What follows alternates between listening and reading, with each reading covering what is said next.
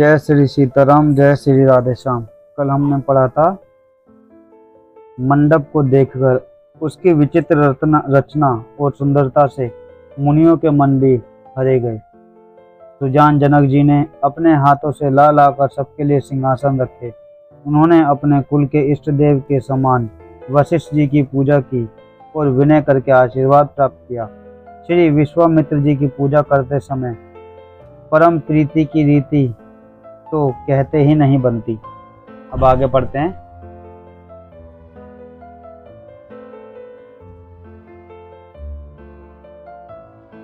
राजा ने वामदेव आदि ऋषियों की प्रसन्न मन से पूजा की, सभी को दिव्य आसन दिए और सबके आशीर्वाद प्राप्त किए। फिर उन्होंने कौशलाधीश राजा दशरथ जी की पूजा उन्हें ईश महादेव जी के समान जानकर की, कोई दूसरा भाव न था। तदंतर उनके संबंध से अपने भाग्य और वैभव के विस्तार की सराहना करके हाथ जोड़कर विनती की और बड़ाई की। राजा जनक जी ने सब बरातियों का समधी दशरथ जी के समान ही सब प्रकार से आदर पूर्वक पूजन किया और सब किसी को उचित आसन दे दिए। मैं एक मुख से उस उत्साह का क्या वर्णन करूं।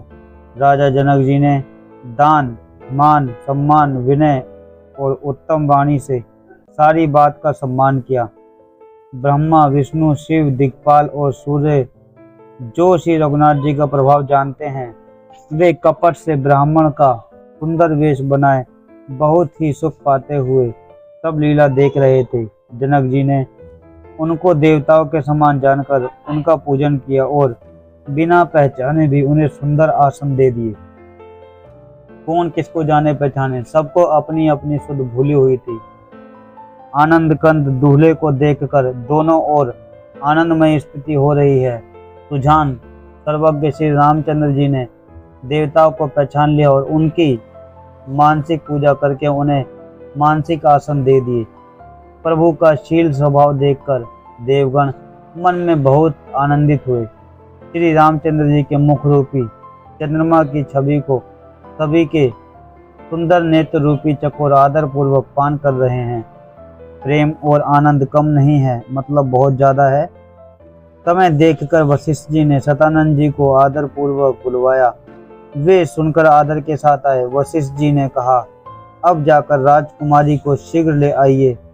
मुनि की आज्ञा पाकर वे प्रसन्न होकर चले। बुद्धिमती रानी पुरोहित की वाणी सुनकर सखियों समेत बड़ी प्रसन्न हुई। ब्राह्मणों की स्त्रियां और कुल की बूढ़ी स्त्रियों को बुलाकर उन्होंने कुल रीति करके सुंदर मंगल गीत गाए। श्रेष्ठ देवांगनाएं जो सुंदर मनुष्य शरीर के वेश में है, सभी स्वभाव से ही सुंदर और श्यामा 16 वर्ष की अवस्था वाली हैं। उनको देखकर रानीवास की स्त्रियां सुख पाती हैं और बिना पहचाने ही वे सबको प्रणाम भी प्यारी हो रही हैं। वे सबको प्राणों से भी प्यारी हो रही हैं। उन्हें पार्वती, लक्ष्मी और सरस्वती के समान जानकर रानी बार बार उनका सम्मान कर रही हैं। रानीवास की स्त्रियां सखियां सीता जी का श्रृंगार करके मंडली बनाकर प्रसन्न होकर उन्हें मंडप में लिवा चली। अब सीता जी मंडप में आ चुकी हैं, राम जी पहले से ही वहीं पे थे। सुंदर मंगल का साज सजकर रानीवास की स्त्रियां और सखियां आदर सहित सीता जी को लिवा चली। सभी सुंदरियां 16 श्रृंगार किए हुए मतवाले हाथी की सी चाल चलने वाली हैं। उनके मनोहर गान को सुनकर मुनि ध्यान छोड़ देते हैं और कामदेव की कोयल भी लज्जा जाती है। पजे, पैंजनी और सुंदर कंगन ताल की गति पर बड़ी तेज बज रहे हैं। सहज ही सुंदर सीता जी स्त्रियों के समूह में इस प्रकार शोभा पा रही है मानो छवि रूपी ललनाओं के समूह के बीच साक्षात परम मनोहर शोभा रूपी स्त्री सुशोभित हो। सीता जी की सुंदरता का वर्णन नहीं हो सकता, क्योंकि बुद्धि बहुत छोटी है और मनोहरता बहुत बड़ी है। रूप की राशि और सब प्रकार से पवित्र सीता जी को बरातियों ने आती देखा। सभी ने उन्हें अपने मन ही मन प्रणाम किया। श्री रामचंद्र जी को देखकर तो सभी पूर्ण काम कृतक हो गए। राजा दशरथ जी पुत्रों सहित हर्षित हुए। उनके हृदय में जितना आनंद था वह कहा नहीं जा सकता। देवता प्रणाम करके फूल बरसा रहे हैं। मंगलों की मूल मुनियों के आशीर्वाद की ध्वनि हो रही है। गानों और नगाड़ों के शब्द सबसे बड़ा शोर मच रहा है। सभी नर नारी प्रेम और आनंद में मग्न हैं। इस प्रकार सीता जी मंडप में आई। मुनिराज बहुत ही आनंदित होकर शांति पाठ कर रहे हैं। उस अवसर की सब रीति व्यवहार और कुलाचार दोनों कुल गुरुओं ने किए।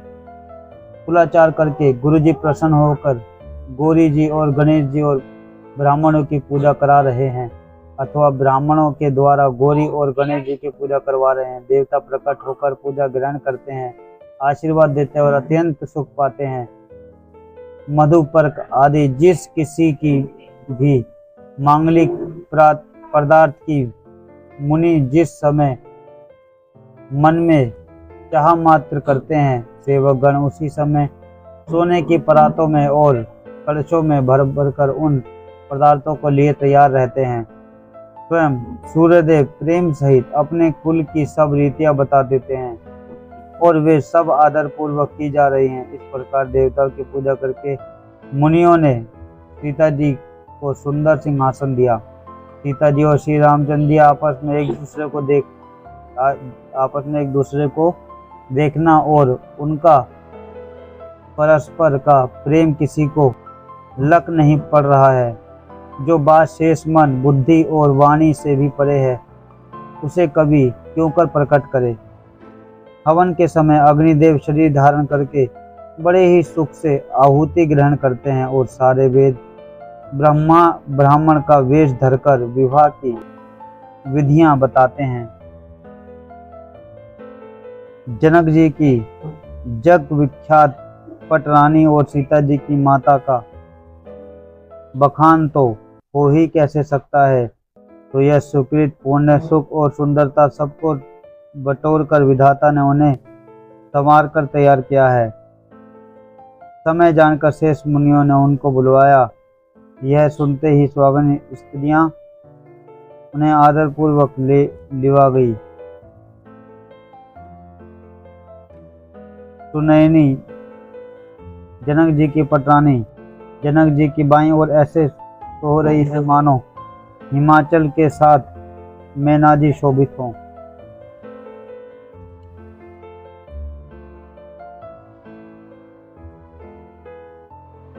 आज हम यहाँ तक पढ़ेंगे, कल पढ़ेंगे आगे। जय श्री सीताराम, जय श्री राधेश्याम।